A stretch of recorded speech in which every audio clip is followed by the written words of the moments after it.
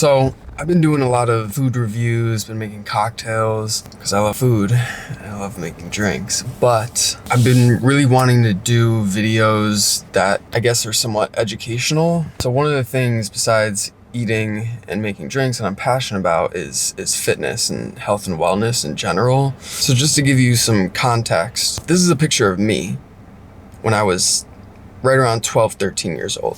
I was borderline obese. I was damn near 200 pounds and completely overweight and depressed. This is a picture of me now at 26. I've made a lot of improvements to my health, to my wellness, to my physique, to my body. Spent a lot of time learning and absorbing information and applying that in the way that I eat, in the way that I work out, that I train. And so basically this video is one, I'm not an expert. I'm not a scientist. I didn't go to school for this shit. I'm not a physical trainer.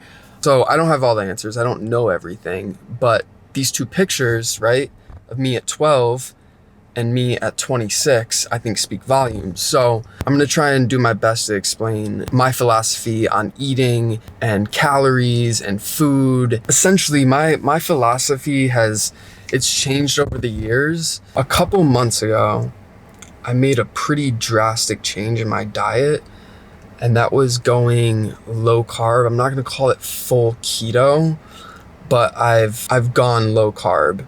And if you're unfamiliar with keto, it's essentially a low carb diet that's filled with a lot of good fat and good sources of protein. So one of the common misconceptions, and this is something that I just realized within the last few months from going low carb, we don't need as much carbs as we think we do. There's protein, there's fat, and there's carbohydrates. All three of them are sources of fuel, sources of energy, right? Carbs being a main source of energy is not actually the case. We don't need as many carbs as we think we do to get through the day. Protein being known for building muscle, and then fat being good for helping your body absorb and take advantage of these vitamins and nutrients that are in food. So essentially, like I was saying, my whole philosophy changed recently, and I went from eating around 250 grams of carbs a day to eating under 100 carbs, right around 50 to 70 grams of carbohydrates a day, which is a big drop. And going into it, I was thinking, my God, how am I going to get through my workouts? Am I going to be groggy throughout the day? Not the case at all. It was actually it's been the opposite. Since I've gone low carb and started with this keto-esque diet, my energy is actually up throughout the day. Mid-afternoon, 4, 5 o'clock, normally I would have started to okay, it's time for a cup of coffee, right? Not the case. I'm snappy, on point, sharp all the way throughout the day. So keto's become a big part of my diet. Another thing is fasting. In my mind, those two combined are a recipe for success, are a recipe for results, for losing weight, for feeling better, for staying lean. Fasting plus keto will give you amazing results. Now, fasting, most people will say 16 hours of fasting, 8 hours of eating. I'm a little bit crazy with it. I actually only eat 2 hours out of the day. I don't eat breakfast. I don't eat lunch. I drink water and black coffee throughout the day. I normally have 2 cups of coffee and a whole bunch of water. I eat in a 2-hour window. For some people, may not be, realistic. For me, I built up to that. It's not like I just went into it and was just like, okay, I'm not gonna eat for 22 hours out of the day. It's something that I had to gradually every day work up to, meaning I started out by cutting out breakfast. Then I moved on to cutting out lunch. Then every day I would tack on another 15 minutes, another 30 minutes, another hour, to the point, it took months to get used to it, to get to that point where I was fasting 22 hours out of the day and just eating in a 2-hour window and eating a full day's worth of food in that 2-hour window. But once you train your body and get used to that new eating regimen, it becomes incredibly easy. Like I said, you don't have to be crazy and eat 2 hours out of the day. If you cut out breakfast and maybe even lunch, you will see results. But I think that there's a lot of pros to fasting. It's not just about losing weight and staying lean. There are cognitive brain benefits. It does make you sharper, but it's something that you have to do and experience yourself to really understand it. Your energy levels are actually higher. So I've been doing fasting now for intermittent. It's called intermittent fasting, right? I've been doing that for, I've lost track, years now. And it's just become like a way of life. I don't even think about it. And it's not like throughout the day, I'm like, oh, I can't wait to eat. Like, it's 3 o'clock right now. I haven't eaten since last night at midnight. I'm totally fine. I'm not like starving, craving food. So essentially the whole concept behind fasting is that you're turning your body into a fat burning machine. So for someone like me who works out, who is trying to build muscle, right, is bodybuilding, there's a common misconception that by fasting, your body is gonna eat away at the muscle. You know, you see these bodybuilders are eating 6, 7, 8 meals a day. And like I said, there's that misconception that by not eating, you're gonna lose that muscle growth. Not the case. It's completely the opposite. What your body does is it taps into your fat. So essentially you become a fat burning machine throughout the day as you're not eating, as you're in a state of ketosis. So that's the concept behind intermittent fasting. If you can work up to cutting out breakfast, cutting out lunch, eating 1, maybe 2 meals a day in a certain window of time, you're going to lose weight. It's not just don't eat for 16 hours and then eat whatever you want. That's what some people do. You can't go and fast and then eat lollipops and donuts and think that it's going to work. There's a way to do it. Getting back to keto. So what I was doing, I was eating 2,100 calories per day on a high carb diet with a good amount of protein, a decent amount of fat. I was eating, like I said, around 250 grams of carbs, 150 grams of protein, and only 60 grams of fat. I basically flip-flopped that. Now I'm eating around 50 to 70 grams of carbs per day, right above 200 grams of protein, and just under 200 grams of fat. So if you were to do the math, that equates to around 3,000 calories per day. I weigh 150 pounds. I'm like 5'10", 5'11" with shoes on.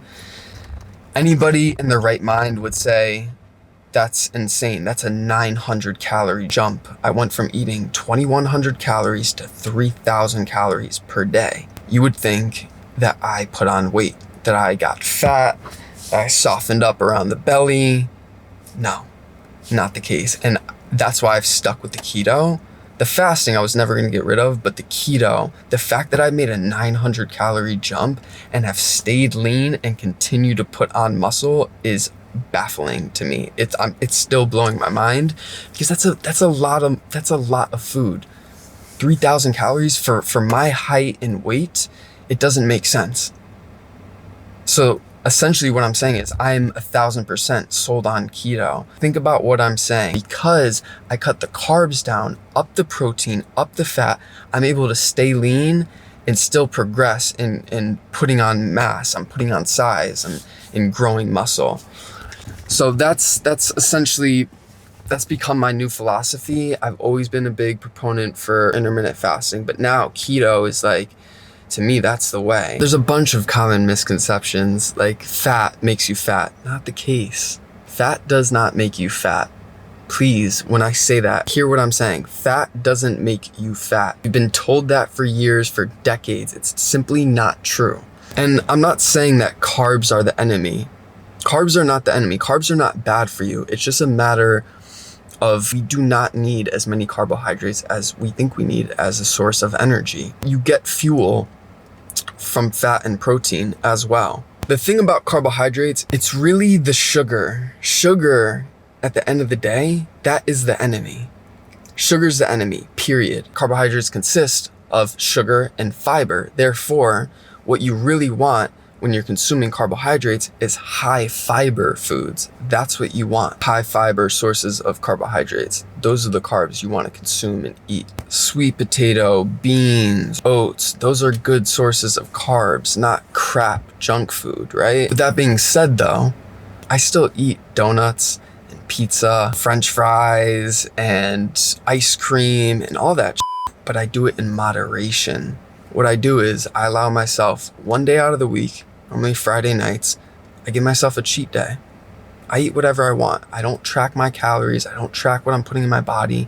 Because at the end of the day, like, life is meant to be enjoyed. You should be able to enjoy those things, but it's, eating those things every day, that's where people slip up. That's how you gain weight.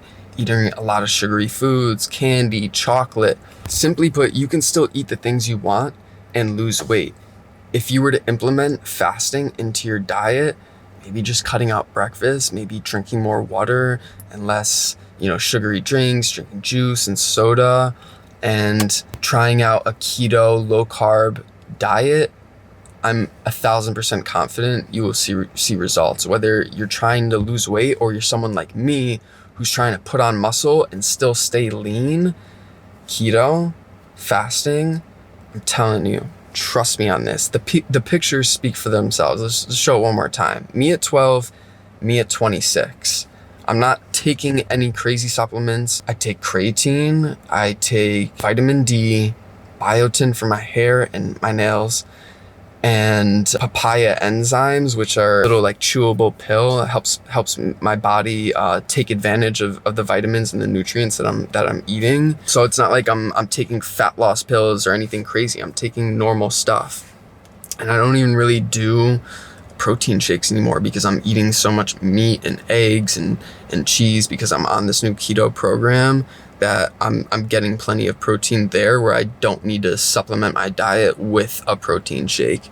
Another thing is I'm not obsessed with the scale. I don't weigh myself every day. People are way too obsessed with the scale. You could jump on the scale one day and oh my God, I gained 5 pounds. But in reality, that could just be water weight. There's a lot of variables to consider.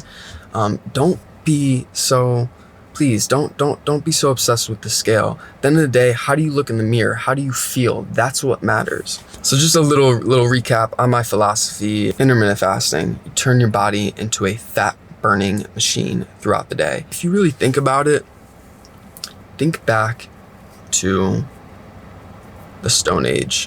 What did we do? We hunted and gathered all day, and then we would come back and have one big meal at the end of the day.